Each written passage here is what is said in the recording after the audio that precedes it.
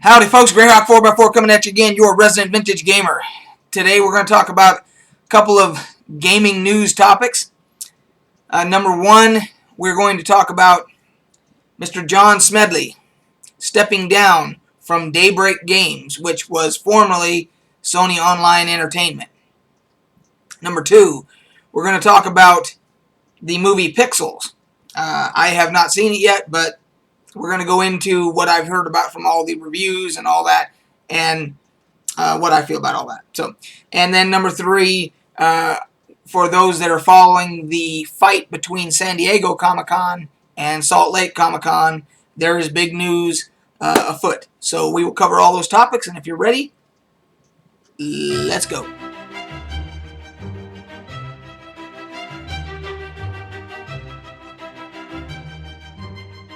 So let's start things off with Mr. John Smedley, who was the CEO for Daybreak Games. He a couple days ago he decided to step down, and it is kind of a bittersweet departure. He's not leaving the company. He's taking some time off, and then he's going to take another role. Now, for those that don't know, Daybreak Games used to be Sony Online Entertainment. Sony Online Entertainment was bought by another company, and then they rebranded the company as Daybreak Games. So when I say Daybreak Games, I'm talking about EverQuest, EverQuest 2, DC Universe Online, PlanetSide 2, H1Z1, the upcoming 15th zombie game, at least the 15th zombie game on the market, if not the 50th. And I'm sure I'm forgetting one or two in there. But, and the new, of course, EverQuest Next, which is in beta, and it's in early access as well. And it's going to be the next iteration of the EverQuest franchise. So, Mr. John Smedley he started a company before it was called Sony Online Entertainment. Sony bought his company, and which had created EverQuest and turned it into Sony Online Entertainment. They started calling it Sony Online Entertainment. So John Smedley certainly has the resume as being one of the founding fathers of the MMO genre. It was supposedly, this is what I've read, that it was his concept for EverQuest, and then Brad McQuaid and others basically, and I'm sure along with Smedley's help, but they all kind of made it happen. But it was, my understanding is purportedly that it was Smedley's concept initially. So for that alone, he goes into the Gaming Hall of Fame, regardless of whatever else has happened since. So, and when I say it's a bittersweet departure from my standpoint, it's because of that. Everything that he's did for the MMO genre and so forth. However, he has had his share of monumental fuck-ups along the way. Okay? I mean, just on the astronomical scale. If you're going to do it, if you're going to screw up, do it right, I guess, because I will give a couple of examples. Number one, Star Wars Galaxies. Anybody that's watched my channel for any time knows that I consider Star Wars Galaxies my favorite game of all time when it comes to a computer game. My favorite game of all time, obviously, is Dungeons & Dragons, as you can see from behind me, but on a computer, Star Wars Galaxies was my all-time favorite game. Still is my all-time favorite game. He made some, well, at least while he was at the helm, he was at the top, so he's the one that takes the heat for it, whether it was his idea or not. He gave the go-ahead. Star Wars Galaxies was an amazing game. There hasn't been anything like it since. They keep trying to say that there's other games that are like it, but there has not been. And basically, they had this thing called the combat upgrade. And what they did was they they changed all kinds of mechanics in the game and so forth, completely changing how the game was played. More than any other game has ever at that point had ever done. And so all of us that had grown to love the game, these changes were extremely hard to swallow, but we stuck with it. I'm sure they lost some people, and their reasoning behind this was they were trying to compete with World of Warcraft, because World of Warcraft was going completely apeshit, into the stratosphere. And their idea was, well, we've got to be more like World of Warcraft. Now, they'll never say that that's why they did it, but anybody with an ounce of intelligence in their head knows that's why they did it. So they could have chosen two different paths there. They could have chosen the path that they did, and it did not work. However, they could have chosen the path, say, that EVE Online, the makers of EVE Online took. The makers of EVE Online have never tried to compete with World of Warcraft. They have never tried to be World of Warcraft. They've never tried to be like World of Warcraft. They were comfortable in their own skin in the way that game is played, and it has one of the most loyal followings there could be. And I've never played it, never loaded it up, never installed it, never tried it. All I've ever seen is what I've read and so forth. So they were content with carving out a niche of the market and growing their fan base and keeping their fans loyal. They have this big get-together that they have every year over in Sweden or Norway or wherever it is that the company's from. And it is still a wildly popular game. Of course, it will never have the numbers of Warcraft. It'll never have World of Warcraft. It'll never have half the numbers of World of Warcraft had. But whatever it's doing, it's popular and it's profitable because they keep, making things for the updates for the game, and they keep promoting it, and they keep having their get-togethers, and everybody's having a ball. It never appealed to me because you never got to leave your starship. You were always in the game takes place from your starship, and that's it. You are your starship, basically. I'm going to turn my phone off for a second here, because obviously I'm so popular that I can't make a video without 15 people trying to get a hold of me. So anyway, they could have went that route. They could have went the EVE Online route, and they didn't. They went let's try and change things to be more like World of Warcraft. And that didn't work. So then they said, okay, we really need to be more like World of Warcraft. Down to the way the levels are, and we have too many classes, and so forth and so on. So we're going to do this thing called the New Game Enhancements, NGE. Again, Smedley, you were at the top. This was your call. So not only did they do this NGE thing, and I'll get to this in a minute, exactly what it did, but just before that, they were selling a brand new expansion for the game. And I don't remember what the cost. It was probably $20 or $30 or whatever it was. It's called the Trials of Obi-Wan. And they took all these pre-orders, and people were pre-ordering like shit because people loved Star Wars Galaxy. They were pre-ordering the hell out of this thing. And then they without any notice, they just dropped this new game enhancements bullshit on us. Now imagine, anybody out there that's ever played an MMO, or hell, even if you've played Dungeons and Dragons, Pathfinder, anything like that, and you play a class, okay? So let's say we'll use Ranger as an example.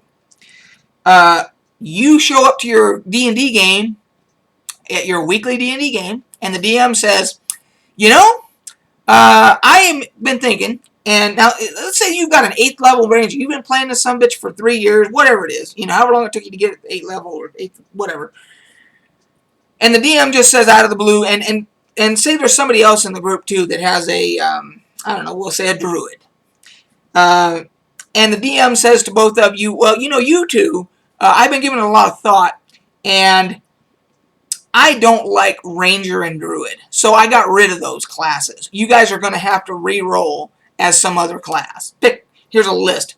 And it's a small list, but here, pick something, and that's it. That's what you get to choose to be. You can be you can be a sorcerer, or you can be a fighter, or you can be a barbarian, or you can be a thief, or you can be, I don't know, you can be a monk. That's it. That's it. Those are the classes. That's it. Pick right now. Your other shit's gone. You're the character. I mean, your character, you get to keep the name, and you get to keep, the level, but you got to start a whole new class, just from scratch. That's what happened with the NGE, because people were Beastmasters. People were, there was Master Beastat Masters, Master Doctors, there was image designers. There was 32 different classes in Star Wars Galaxies. And it didn't have levels.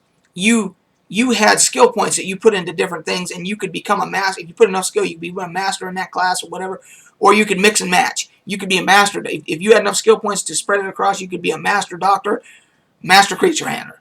If you wanted to, I called it Beastmaster earlier. It's not Beastmaster, it's creature handler. You could be master doctor, master creature handler. You could mix those two together and come up with some crazy ass combo that was really cool. And people did. So they just came in one day and said, well, that class is gone, and you just had a screen on there saying, re-roll. That was it. I was a ranger in that game. They did away with ranger. Just my thing came up and said, well, you get to pick medic, or you get, I think it was combat medic. You get to pick, I don't remember what a Jedi. That became a class, and as before, where you had to earn to become a Jedi. And they did all these things. And the closest thing I could think of was spy. I went from being a ranger, and I had to re-rolled as a spy. And it was, of course, nothing like it. And it pissed me off, and I quit the game. And so did everybody else. So you had the combat upgrade. Then you had the new game enhancements. And the new game enhancements were right as they were taking people's money for this Trials of Obi-Wan. And people got so pissed off that they finally said, okay, we're going to let you return Trials of Obi-Wan. Because it was deceitful. Smedley. It was deceitful, and you know it. So they finally did the right thing and took the returns and all that stuff. And then, of course, Star Wars Galaxies eventually went away.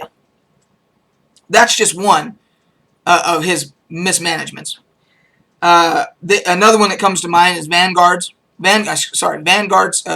Saga of Heroes. It was another. It was one that they did not create the game. They were going to publish the game, and they did, and then they ended up buying the rights to the game and so forth, the development and everything, and they took over the development, and there was no development. That they basically took it over and they just put it in maintenance mode, and it died, and it's gone too. And it was one of the greater MMOs of all. It could have been one of the greater MMOs of all time as well. So those are two that just come to mind off the top of my head. And then the latest one, of course, was the whole buyout by whoever it was that bought them out, and they became Daybreak. That kind of just got dropped on people, as people were buying H1Z1 and buying EverQuest Next, the early access and all that stuff, and then they just go, oh, by the way, we're changing companies. That one wasn't as big of a deal. I think it could have been handled better. It could have been more transparent. It could have been more communication. There wasn't, but that one wasn't as bad as the other two. So, anyway, that's why I say it's bittersweet for Smedley. I think it's a good call. I think, and the most recent one was he got into a bitch fest, is the best way to put it, with some hackers on Twitter, and calling them out and telling them he was coming for them and all this. And of course, what did they do? They launched a DDoS attack against all of Daybreak's games, so nobody could play. I don't know how long the DDoS attack lasted before they could get everything up and running again, but the hackers spanked their ass hard because Smedley got into this little pissing match with them on Twitter. Now, with regard to that, I respect the man for having the balls as a CEO to get down and dirty and actually get into the trenches and do that. However, was that the smartest move for the company? Of course not. Okay, so I have to say, yes, I respect the man for having the balls to do it, but as a CEO, he should have been smarter about it.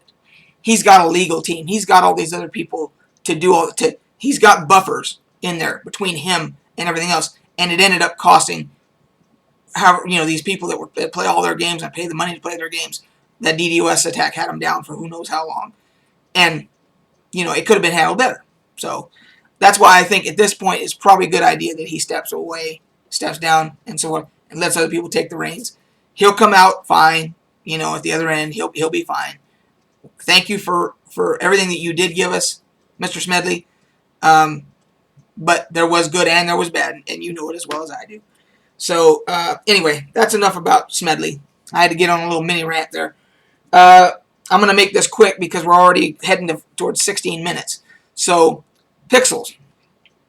I have not seen the movie yet. I will go see the movie because of the content that's in there about all these great 80s video games, Pac-Man and Centipede, and all the Joust, and all the stuff from the arcade era. So I have to go, as a vintage gamer, I have to go see this movie. However, the reviews for this thing, I have never seen reviews this bad for a movie. There's a guy that, I don't know his name, but he did a review, and if I can find, I'll put it in the link. I'll put a link for you guys below. He did a review. I've never heard anybody lambaste anything as bad as he went into it. I mean, it was just, he went on for 20 minutes about how bad this movie was. So, anyway, just a warning for any of you they're planning to go see it. The reviews have been absolutely horrible. I have not seen it yet, so I can't give my review. I will, though. So, there's that. And then the last thing I wanted to talk about was Salt Lake Comic-Con versus San Diego Comic-Con. The down and dirty. San Diego Comic-Con has been suing Salt Lake Comic-Con for using the term Comic-Con, even though there's probably 50 Comic-Cons in the United States that use the same term. They picked Salt Lake, and they're going after Salt Lake. So Salt Lake this week announced that it had successfully, through the U.S. Patent Office, got Salt Lake Comic-Con as a registered trademark, saying that the term Comic-Con, basically them ruling that the term Comic-Con is a generic term, and that as itself cannot be trademarked or copyrighted or anything like that. So the fight, San Diego responded and said, well, that isn't going to stop us. We're still going to sue, and they can still sue. They can still pursue it, but it's a major victory for Salt Lake Comic-Con because basically it's precedent setting, saying Comic-Con's a generic term. Putting your city in front of it with that, there's nothing wrong with that. San Diego can't just bogart. There's an old term for you. The old school people know when I say bogart, they know what I'm talking about. They can't just bogart that name for themselves. So, anyway, that was a major victory. It's going to be in September here, so you will of course be getting updates from me as we get closer and everything. That's why I'm probably about done growing the beard out. I'm going as Davos, the Onion Knight from Game of Thrones, and I think you can see it. My niece is she's a seamstress, she's making that costume for me and everything, so. Anyway, that'll do it, guys. Almost 19-minute video. Got to cut it short. Cut it short. There is no cutting it short at this point. Got to cut it off. Cheers, guys. Talk to you later. Catch you on the flip side.